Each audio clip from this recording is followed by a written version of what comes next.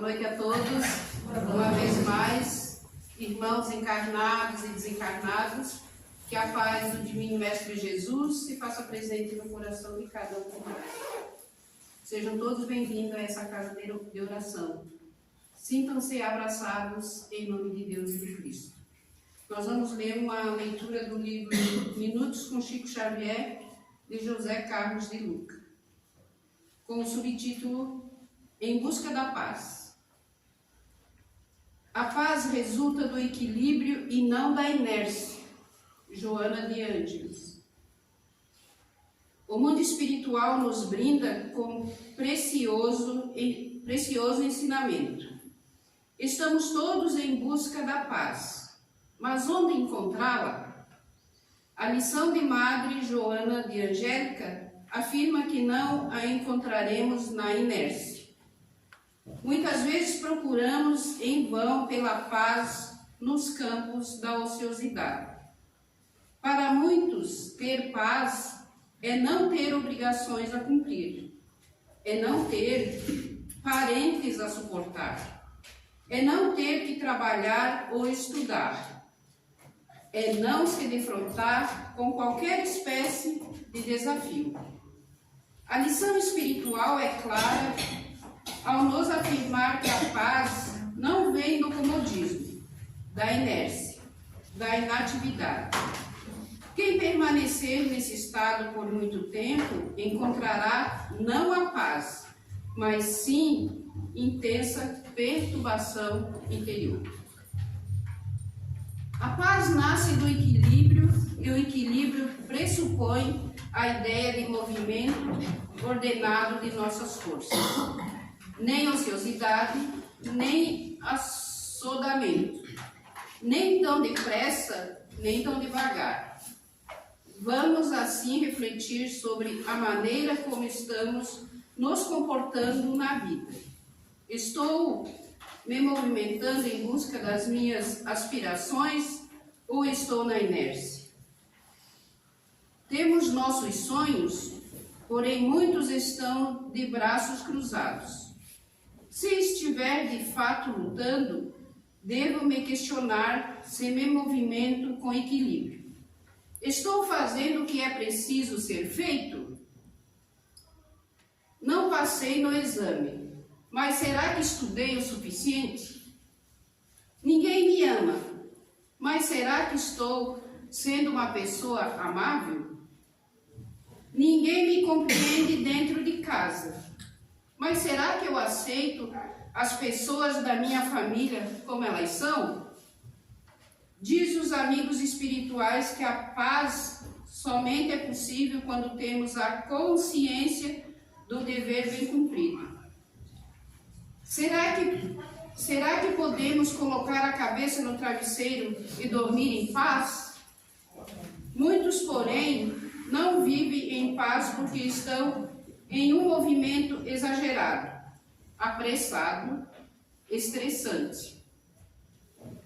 Não vivem a recomendação de Jesus. Não fiquem preocupados com o dia de amanhã, pois o dia de amanhã terá as suas próprias preocupações. Para cada dia, basta as suas dificuldades. Quanta paz nós sentiríamos se nos ocupássemos de corpo e alma, com as tarefas de cada dia. Estaríamos tão compenetrados com as experiências de cada minuto que não teríamos tempo para as inúteis preocupações que vêm o amanhã. Evitaríamos muitos distúrbios de ansiedade, pânico e fobias com essa orientação de Jesus, desse mesmo Jesus de quem não ouvimos as lições, mas à frente de quem estaremos ajoelhados amanhã, pedindo que nos dê um pouco de paz no coração. Muito obrigada.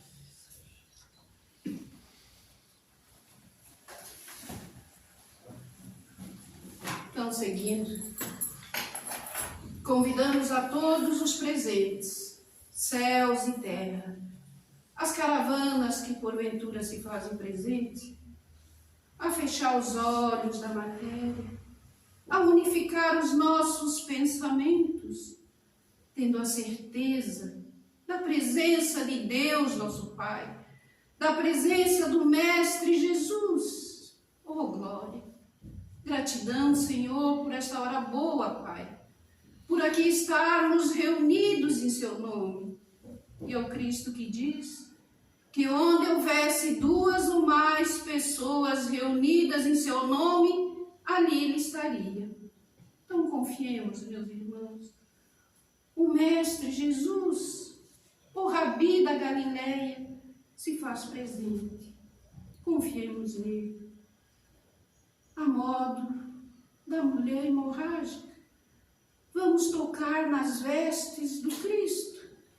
Imaginemos tocando as suas vestes. E no mesmo instante, sendo curados das nossas dores atrozes, das nossas angústias, dos nossos temores. Gratidão, Senhor, por este momento mágico, Pai. Estamos entregues em Suas mãos. Faça-se a Tua vontade e não a nossa. Mentalmente, ajoelhado aos pés do Senhor, numa única voz, oremos. Pai nosso, que estais nos céus, santificado seja o vosso nome, venha a nós o vosso reino, seja feita a vossa vontade, assim na terra como nos céus. O pão nosso de cada dia nos dai hoje, Senhor. Perdão, Pai, das nossas ofensas, assim como nós perdoamos a quem nos tem ofendido. E não nos deixe, Senhor, cairmos em tentações, mas livrai-nos de todo mal. Que assim seja, Senhor, que assim seja Cristo de Deus. E em nome de Deus, damos por aberta a palestra doutrinária da noite de hoje, dando as boas-vindas ao nosso irmão Edgar. Que Deus te abençoe e ilumine. Abre teu coração, que nós queremos te ouvir. A palavra é sua.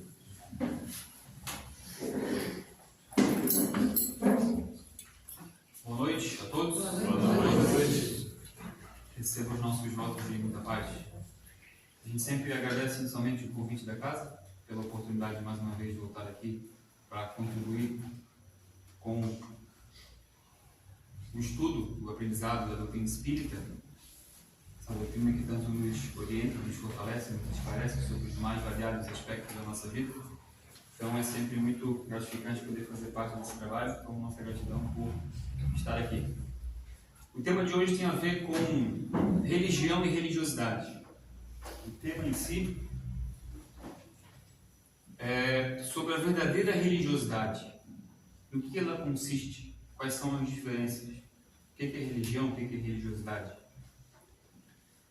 Quando a gente fala de religião, nós precisamos falar sempre, ou deveria ser assim, o viés, a base, a ideia central de toda e qualquer religião deveria ser a liberdade de consciência daqueles que seguem. Religião tem que representar uma liberdade de consciência e, ao mesmo tempo, uma filosofia de vida. Liberdade de consciência do ponto de vista com a intenção de transformar a nossa vida e a forma como a gente vive lá fora.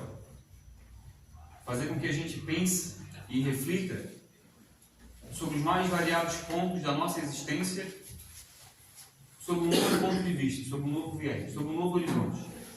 Mudar a nossa perspectiva sobre tudo aquilo que nos serve. Quando a gente fala em liberdade, e a verdadeira liberdade é essa, a liberdade de consciência. Do ponto de vista do mundo, do ponto de vista das coisas, do ponto de vista das leis do mundo, a gente sabe que a nossa liberdade é relativa. Nós não podemos fazer o que a gente bem entende, porque tem consequências. Mas do ponto de vista de Deus, do ponto de vista da nossa origem, do nosso destino, da nossa natureza, da nossa naturalidade, a verdadeira liberdade é a liberdade de consciência. Aprender as coisas, pensar, refletir, reflexionar, saber quem eu sou, de onde eu vim, para onde eu vou, por que tudo funciona dessa maneira. Perceber a dimensão da vida, interiorizar o conceito de que a vida não cessa, que a vida é imortal. Não só compreender, mas de fato verdadeiramente sentir em cada ato.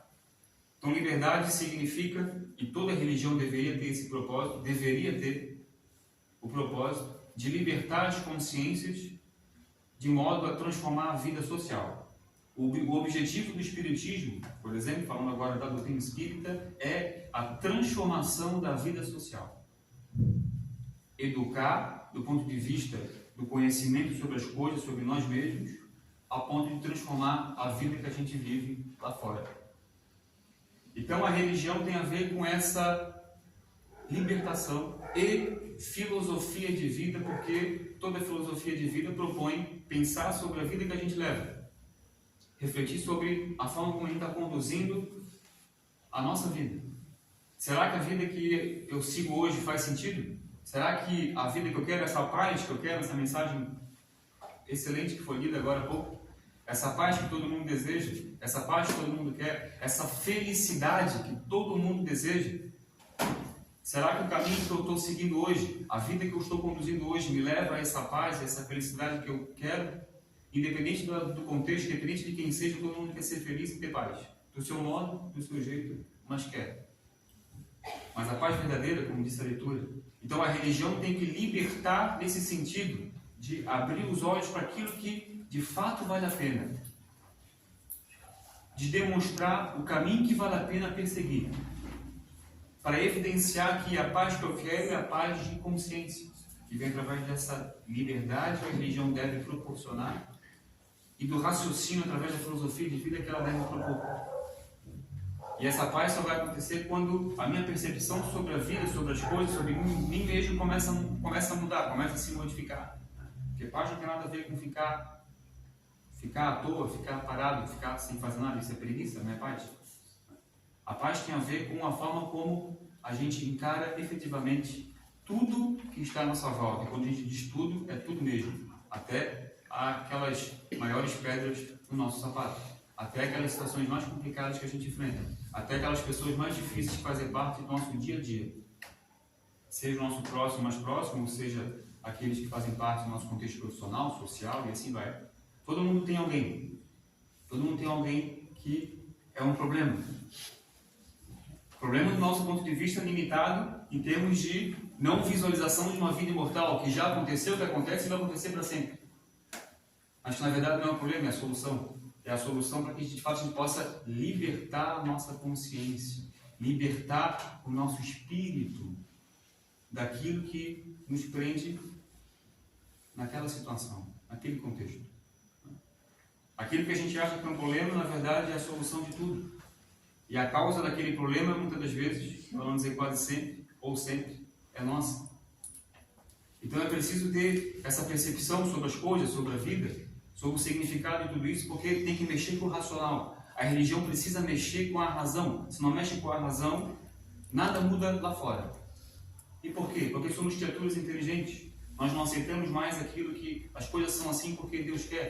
Vivemos a era da razão, a era da inteligência.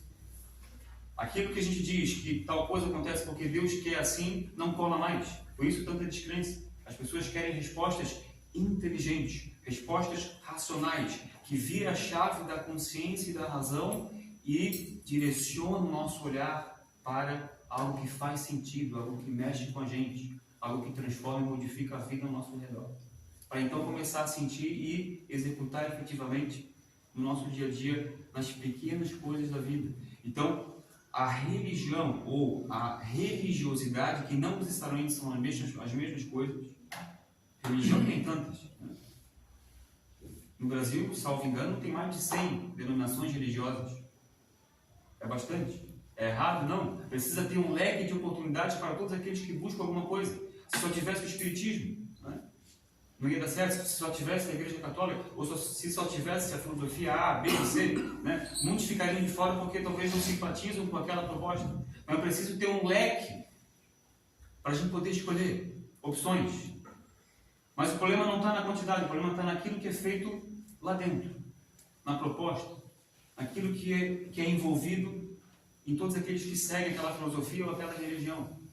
Esse é o ponto central. Então a religião que não muda destinos, deixa a desejar. Ou às vezes ela propõe a mudança, mas quem segue ainda não conseguiu compreender efetivamente e está deixando a desejar também nesse sentido. Porque a culpa não é só da religião, a culpa também é de quem segue. Se somos aqui, somos espíritas, ou simpatizantes espíritas, ou estamos começando no espiritismo, enfim, de uma forma ou de outra, aqui estamos. De uma forma ou de outra, a gente simpatiza com a proposta do espiritismo. Se nós simpatizamos com a proposta espírita, nós precisamos compreender o que de fato é o espiritismo, porque se não compreender, nada vai mudar lá fora. E é onde que a gente compreende? Compreende na razão, para então começar a executar no dia a dia, para mexer com o sentimento. Toda vez que a coisa apertar lá fora, a gente vai lembrar. O racional, a inteligência vai apontar. E quando a inteligência aponta, eu começo a modificar o sentimento. Eu começo a nutrir menos ódio, eu começo a nutrir menos raiva, eu começo a nutrir menos mágoa, rancor, desejo de vingança, e assim vai. Não é porque entramos no espiritismo que somos perfeitos, que não sentimos tudo isso que falamos agora. Sentimos sim, e muito. Mas a questão não está em sentir ou não sentir. A questão está em se conscientizar para, aos poucos, deixar de sentir. Esse é o objetivo. Essa é a proposta. Por isso que falamos lá no começo, agora há pouco. O objetivo do espiritismo é a transformação da vida social. E a vida social só vai ser modificada quando eu me modificar. Quando cada um se modificar. Quando cada um individualmente começar a perceber que a vida que está seguindo hoje não faz sentido. Que eu preciso mudar. Primeiro, em primeiro lugar, comigo mesmo, para depois ter condição de mudar com aqueles que fazem parte da minha vida. Então eu começo a me valorizar, eu começo a descartar aquilo que não presta, eu começo a fazer escolhas de imortalidade, eu começo então a evitar aquelas coisas que fazem mal para a minha saúde, para o meu psicológico, enfim, para o meu corpo, para a minha vida, seja agora, seja no futuro, e começo, portanto, a adotar, fazer escolhas que não são perecíveis, né? Que são escolhas imortais. Esse é o sentido da coisa. É evidentemente que é um processo que a gente não vai conseguir fazer isso, né?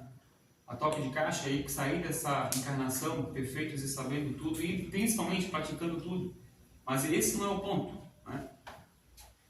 O que Deus, o que o Cristo espera da gente, através desse grande projeto de amor que o Espiritismo está inserido, não é fazer criaturas perfeitas da noite para o dia, mas sim fazer criaturas conscientes da sua imperfeição, conscientes da sua necessidade de mudança, conscientes da sua responsabilidade com a mudança social que todo mundo quer. Quem aqui não quer segurança? Quem aqui não quer paz, harmonia, tranquilidade, viver bem? Todo mundo quer, mas isso só vai acontecer lá fora quando a gente viver tudo isso aqui dentro primeiro. Eu preciso viver em paz aqui dentro, eu preciso viver em paz aqui dentro do sentimento, do coração. Então eu tenho que me perdoar, eu tenho que me valorizar. Eu tenho que valorizar a minha vida, eu tenho que ter condição de valorizar a vida de todos que estão à minha volta. Esse é o processo. Ou seja, é um processo de consciência, por isso que falamos lá no começo. Toda religião tem um compromisso de libertar consciências. Ou deveria ter esse compromisso de libertação de consciência. É assim, não tem outro jeito de mudar a vida, não tem outro jeito de ser feliz, não tem outro jeito de encontrar essa paz que foi lida nessa mensagem maravilhosa aqui no começo. Não tem outra forma, não existe fórmula mágica, existe apenas um processo de libertação da consciência, que vem através de um processo educacional da alma.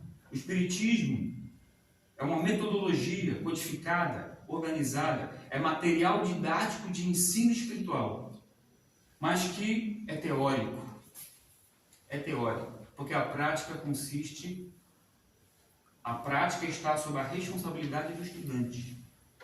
É quem deve passar de fase, é quem deve progredir, é quem deve compreender e ser provado. É assim em qualquer curso, é assim em qualquer universidade, é assim em qualquer sistema de ensino.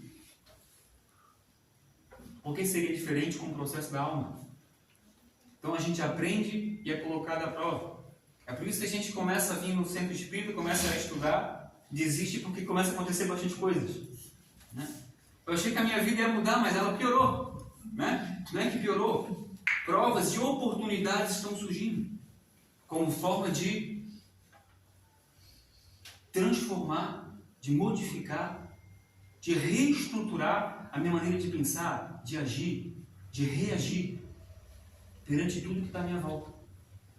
Então, é óbvio, quanto mais a gente conhece, mais coisas vai acontecer. Então, eu não vou conhecer. Então, eu não quero estudar. Então, vai continuar na mesma vida de sempre. Se é difícil passar pelas provas, é mais difícil ainda ficar na inércia, ficar na preguiça, ficar na acomodação moral e espiritual. Então, é preciso se colocar à prova. É preciso agradecer pela prova. Perceba que a mudança, o viés se transforma. É esse o papel da religião, ou de qualquer filosofia de vida que fala sobre, enfim, sobre a vida transcendental, sobre a vida do espírito, sobre o ser, independente de nomenclatura. É estabelecendo a consciência daqueles que seguem, ou da humanidade em geral, né? Uma forma diferente de enxergar tudo que está ao nosso redor, inclusive a própria dor, o próprio sofrimento, o próprio problema. Perceber que isso é fruto de um processo.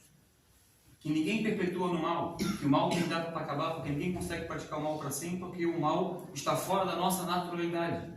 A nossa natureza vem de Deus. Nós temos uma conexão direta com Deus. Biologicamente somos parte dos nossos pais biológicos, mas em espírito somos parte de Deus. Ele é o Criador, Ele é o Pai, como a gente chama. Então, nós somos uma parte dele. Se somos uma parte dele, nós temos essa conexão com ele. Se somos uma parte de Deus, a nossa natureza é de Deus. E a natureza de Deus, evidentemente, é o bem, é o amor, é o respeito, é a justiça, é a compreensão. Então ninguém consegue continuar no mal por muito tempo, a vida inteira ou a eternidade, porque uma hora vai cansar. Porque uma hora a gente cansa de lutar contra aquilo que não faz parte da nossa natureza. O mal não faz parte da nossa natureza. É preciso um esforço muito forte para praticar o mal. A verdade é essa, por muito tempo. Porque uma hora a gente cansa e se curva perante o fluxo natural da vida, que é a lei do amor. A lei que tudo rege, que tudo governa, que tudo transforma, que tudo cria. Então, é esse pensamento que a religião deveria apresentar como forma de libertar as consciências humanas em todos os aspectos, em todos os sentidos. Então, a religião não está nas quatro paredes, a religião não está, ou a religiosidade, melhor dizendo, não está na reunião. Tudo isso aqui é importante. Essa reunião, esse conjunto de pessoas, se reunir, conviver. Né? A própria fé diz, o centro espírita é um local de convivência social, isso é importante. Nós precisamos conviver uns com os outros, isso é fundamental. Isso é fundamental, a convivência, a interação. Mas a religiosidade não está aqui. A religiosidade está na consciência e no sentimento. Aquilo que de fato eu estou fazendo com essa proposta. Então não adianta a gente conhecer todas as palavras, todas as escrituras, saber todas as questões dos espíritos de cor e salteado, se tudo isso aqui ou qualquer outra filosofia aí fora que a gente conhece, que diz que conhece, se tudo isso não mudar o meu destino. Se isso não mudar o meu destino, se não mudar a forma como eu estou vivendo lá fora, é perda de tempo. É perda de tempo. Se a gente, isso é uma reflexão individual. Se a gente não perceber que isso está mudando a nossa vida, estamos fazendo alguma coisa errada. Ou estamos no lugar errado, ou nós estamos no lugar certo fazendo algo errado. Fazendo de forma errada. Porque tudo isso aqui, ó, estar aqui agora tem que ter um sentido. E isso tem que mudar um pouquinho que seja. Um pouquinho que seja a forma como vou viver daqui a pouco. Daqui a pouco. Um pouquinho que seja. Nem que seja uma coisa que desperta na nossa mente e faça a gente lembrar todo dia. E a partir disso a gente começa a modificar a forma de refletir sobre isso. A tal ponto de tirar do sentimento e começar a viver diferente acerca daquele ponto. E assim vai.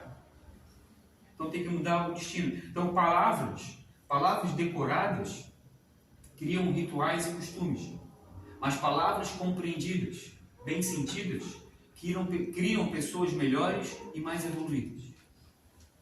Palavras bem compreendidas na razão, no racional, criam pessoas melhores e mais evoluídas do ponto de vista do sentimento. Esse é o ponto. Essa é a proposta espírita, verdadeira, na sua essência. Quem é espírita precisa compreender isso. Esse é o objetivo, o ponto central da doutrina espírita. Então, aquele velho discurso que as coisas acontecem porque Deus quer não cola mais. É preciso pensar, refletir, ter respostas. Então não tem como a gente acreditar em algo que não mexe com a nossa razão. Então a gente precisa entender essa diferença entre religião e religiosidade. Precisamos entender que a bandeira a ser levantada é a bandeira do amor, e não a bandeira do espiritismo, e não a bandeira da Igreja Católica, evangélica, da filosofia A, B ou C. É a bandeira do amor. Sair daquela história da religião exclusivista e excludente. Se não está comigo, não está com Deus. Se não está na minha denominação religiosa, está no lugar errado. Se não está do meu lado, no meu grupo, não tem salvação. Não existe isso. Que religião é essa? Que pensamento filosófico de vida para melhor é esse? Não faz sentido. É como se Deus escolhesse uma única coisa. Jesus nunca criou nada. Jesus nunca criou nenhuma religião. Pelo contrário, se criou foi a religião do amor. Então é como se Deus escolhesse e desse um nome para aquilo que Ele acha certo. Não faz sentido. É uma coisa que não tem cabimento algum. Então por isso que a bandeira não é nem a bandeira espírita. É a bandeira do amor. Tanto é que Deus, ou Jesus, ou o próprio Cristo, não estão nem aí se a gente diz se eles existem ou não. O que eles querem saber é o que a gente alimenta aqui dentro no sentimento que a gente faz na vida lá fora. O que nós estamos fazendo com a vida que Deus deu. O que nós estamos fazendo com o ensinamento que Ele deu, independente de religião, há mais de 2000 anos atrás. Então essa percepção de religiosidade é fundamental para todas as religiões. Que bom que tem um monte, mas é preciso ter, tudo precisa caminhar num sentido único, que é Deus. E Deus é a lei do amor. Emmanuel diz, a vida converge para um único ponto. Esse ponto é Deus. Tudo converge para um único ponto. Não importa o caminho que a gente queira seguir. Não importa o atalho que a gente queira pegar. A vida vai sempre fazer essa conversão para um único ponto, que é Deus. Então não importa o nome, a denominação, o que importa é de fato o que ela propõe e se aqueles que a seguem verdadeiramente estão compreendendo. Enfim, é assim que deveria ser, mas infelizmente não é assim que a gente sempre vê. No livro Nos Domínios da Mediunidade, capítulo 1, André Luiz fala o seguinte, sobre esse assunto, apesar de ser um livro sobre mediunidade. Aproxima-se o homem terreno, olha só, aproxima-se o homem terreno da era do Espírito, sob a luz da religião cósmica, do amor e da sabedoria. Ele não disse aqui, aproxima-se o homem terreno da era do Espírito sob a luz do Espiritismo. Ele não falou isso. É sobre a luz da religião cósmica, universal, do amor e da sabedoria. E de certo, precisa de cooperação a fim de que lhe habilite o entendimento. Ou seja, ele está dizendo que religião cósmica do amor e da sabedoria, razão e sentimento. E essa proposta, essa era do Espírito, precisa de cooperadores para que todos possam habilitar o entendimento, ele diz. Ou seja, para que todos possam compreender verdadeiramente o que de fato faz sentido viver. Que é a vida à luz da religião cósmica, do amor e da sabedoria. Então a gente caminha para a era do Espírito imortal. A era em que todas as filosofias e religiões vão caminhar no sentido de dar uma proposta transcendental, imortal e espiritual sobre toda a vida. Mas é um processo que a gente vai caminhando. E isso vai aos poucos, essa sementeira da fé aos poucos vai mudando a nossa paisagem interior. Então, essa fé verdadeira, ela se dá através da nossa limpeza,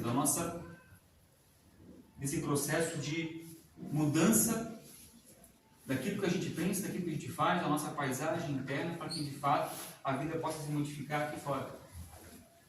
Para que de fato o nosso destino possa efetivamente ser modificado. Então, e essa entrada na era do Espírito, que André Luiz falou, vai se dar através da luz da religião cósmica, do amor e da sabedoria, nos afastando daquelas religiões, daquelas doutrinas exclusivistas e excludentes. Se não está comigo, é contra mim. Isso não existe, não faz sentido nenhum. Alguém que prega isso, alguém que coloca isso, né, não entendeu nada. Alguém que segue isso não entendeu nada. Não existe exclusivismo, muito menos excluir, né? Jesus não exclui ninguém. O Cristo não atua em prol de um único grupo, em prol de pessoas específicas.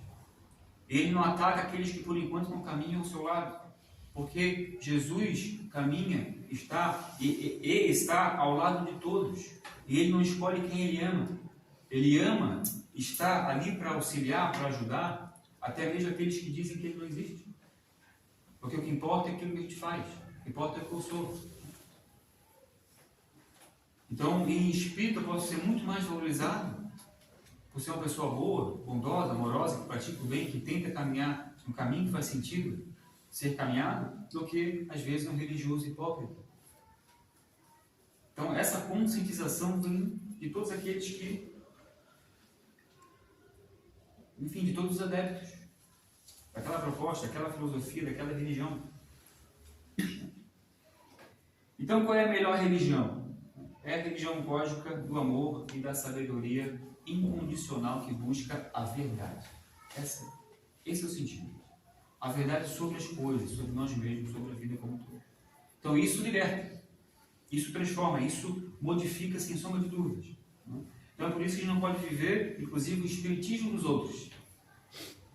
Viver e ser aquilo que os outros falam. Não, a gente precisa entender, estudar, compreender, porque não tem outro processo a não ser a compreensão, o estudo para mudar aqui dentro, para então ter a possibilidade de mudar lá fora. O processo é esse, não tem como ser diferente. Eu não mudo nada na minha vida se eu não aprendo algo. Eu preciso aprender primeiro. Se eu não aprender, nada se modifica, tudo continua igual. Então, a proposta espírita é a educação moral, a educação espiritual, como forma de mudança da vida social como um todo. Então, por isso que a gente está sempre repetindo. Deus coloca um monte de gente repetindo sempre a mesma coisa, para ver se a gente aprende alguma coisa. Então, é na repetição. E é um processo educacional, é assim que funciona mesmo. Quem é professor sabe. É um processo de repetição. E aquele que mais repete é que mais precisa aprender. Aquele que mais está falando é aquele que mais precisa ouvir. Porque o que mais precisa se reajustar. Ainda a gente vê, né, tem alguns conhecidos que ficam envaidecidos, orgulhosos de fazer várias palestras em vários centros espíritas. Né? Mal sabem eles, né? A dívida é grande ali. Né? Quanto mais dívida tem, mais trabalho aparece. Quem mais fala é que mais precisa ouvir, entender, compreender e mudar a forma de viver lá fora. É oportunidade. Mas Deus é tão bom que dá a chance de resolver os débitos do passado num processo mais leve, mais suave. Que é aquela velha questão, vai na dor ou vai no amor? A gente escolhe. Tem um processo fácil, tem um processo difícil. É um ou é outro. Se não vai no fácil, vai ter que ir no difícil. Porque tem que ser, é a lei do reajuste. Mas quando a lei do reajuste vem e bate na nossa porta para cobrar o débito do passado e nos vê exercendo o bem, praticando o amor, essa mesma lei para e espera. E espera o quê? Espera que a gente pague, reajuste aquilo que nós desequilibramos lá atrás no amor, para que ela não tenha que vir e cobrar na dor. Olha só, então a compreensão da justiça de Deus, isso liberta. Não tem mais a figura do Deus que pune, do Deus que castiga, do Deus que persegue. Né? É como se Deus escolhesse um por dia, hoje eu vou pegar o fulano lá, hoje tá. Não faz sentido nenhum. Então, essa libertação também vem com a compreensão, né, do próprio Criador dentro da nossa condição. Não temos condição, evidentemente, de compreender Deus, aquilo que de fato é. É como querer ensinar física quântica com um bebê de um mês. Nem isso, um bebê de um dia. Não dá, não vai entrar, não tem como assimilar. Mas dentro da nossa inteligência, que todos nós somos, nós temos condição de minimamente compreender a dinâmica de Deus. Isso já é o suficiente para libertar a gente para sempre. Libertar a nossa consciência, a nossa razão sobre tudo que nos cerca, compreendendo toda a dinâmica da justiça de Deus. E quando a gente fala de religiosidade, a gente fala também de leis divinas, mas não as leis escritas, né? As leis que estão na nossa consciência. Aí que vem uma pergunta: como está a nossa intimidade com a nossa própria consciência? Religiosidade tem a ver com isso. Como está a nossa intimidade, a minha intimidade com a minha consciência? Será que eu percebo efetivamente o que eu faço? As coisas que, a forma como eu conduzo a minha vida, as minhas relações, os meus compromissos, as minhas responsabilidades? Será que de fato eu estou percebendo os meus defeitos? E as minhas qualidades também, que não é só defeito? Por quê? Porque Deus atua na nossa consciência. O Haroldo diz: a consciência é o altar sagrado de Deus. Então, para chegar nele é só pensar, porque ligação é direta. Somos uma parte dele do ponto de vista espiritual. E também quando se fala em religiosidade, já para encerrar aqui, temos que falar numa referência. E a nossa referência é Jesus. Exemplo de simplicidade, mas de integridade absoluta com Deus. Alguém que foi eleito por Deus para governar toda a vida ao nosso redor, e Deus elegeu Cristo e nos entregou. Aqui no finalzinho da mensagem falou: a gente busca a paz onde não deve, ou onde a gente acha que existe, mas no final de tudo a gente está ali ajoelhado pedindo a quem? A Ele, a paz que a gente precisa. Ele disse: a minha paz eu vos deixo. A minha paz eu vos deixo. E a minha paz eu vos dou. Palavras de Jesus. A paz de um Cristo. Alguém que alcançou um patamar Cristo. Que já viveu, já passou por tudo que a gente passou. Que vive efetivamente em paz. Que vive de fato na felicidade. Ele vem e entrega para a gente. Basicamente ensinando a gente a como viver. Vivam desse jeito que não tem como a vida dar errado. Façam assim que tudo vai dar certo. Vivam uma vida que vale a pena ser vivida. Que é no amor, no respeito. Se não conseguem se amar como eu visão, pelo menos se respeitem. Na essência é isso que ele falou. A gente sempre repete isso. Sempre repete. Na essência é isso. Respeitem-se. Respeitem a vida à sua volta. Se respeitem. Se amem. Que não tem como dar errado. O resto, a vida segue o fluxo dela. E as coisas vão se encaixando. Porque o amor é o que governa a vida. E aqueles que amam, governam e dominam toda a vida ao seu redor. Aquele que ama, ou que está nesse caminho, tem controle da vida. E não é controlado. Porque é o amor que controla tudo que existe na criação. É uma força universal que vem de Deus. Que faz parte da nossa naturalidade. Então, a ciência amplia nosso poder de percepção, de compreensão. A filosofia amplia nossa capacidade de reflexão. E a religiosidade é a força que alarga o nosso sentimento, que transforma, que educa, que muda vidas. Então, a religiosidade tem a ver com isso.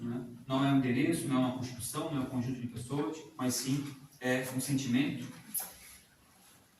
Falar de religiosidade é falar de sentimento, consolo, instrução, raciocínio. Sobretudo para os jovens. Qual é o discurso de religiosidade que a gente está preparando para a juventude? Então, de que forma que a gente atrai? A maior causa de descrença nas religiões é a ausência de conexão lógica. A ausência de conexão lógica entre aquilo que se diz e aquilo que se faz. Para que eu vou para aquele lugar lá se eles falam lá e depois aqui fazem diferente? Isso acontece. E essa percepção existe. Então o jovem olha para aquilo e diz: eu não quero isso aí. O pessoal aqui vai lá, frequenta lá, mas chega aqui e faz tudo diferente. Lá falam em Jesus. E aqui, né? Aqui, né? O mundo está aqui. Hoje. Tem gente que acha que existe o planeta Terra e a internet. Né? Aqui na Terra, né? Vamos no centro espírita, faça as coisas certinho, fala o nome de Jesus, aí chega no outro mundo, na internet e...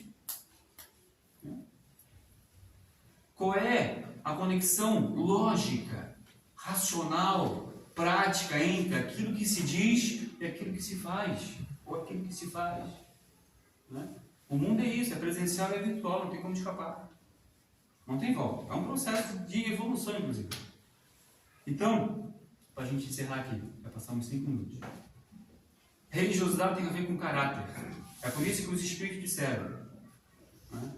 Quando Allan Kardec perguntou, né? E eles disseram, o tipo, olha só, o tipo mais perfeito que nós temos para nos servir de modelo e guia. Tipo tem a ver com pessoa, com caráter. Né? Eles disseram, Jesus, né? E todo o seu exemplo e toda a sua conduta de vida consiste efetivamente na verdadeira religiosidade. Agradecemos a caridosa atenção de todos, desejamos uma excelente semana de muita paz. Muito obrigado.